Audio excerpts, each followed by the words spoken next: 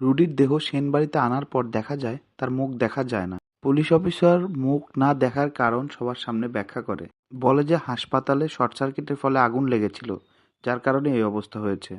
তবে শনাক্ত করা গেছে এটাই রুডি।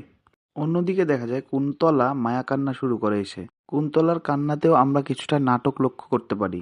দেহটি দেখেও মনে হয় যে সেটা যেন আসল দেহ নয়, প্লাস্টিক দিয়ে বানানো একটা দেহ। কুন্তলার পাগলামি দেখলে ভালোভাবে বোঝা যাচ্ছিল যে সে ওখানে নাটক করছিল।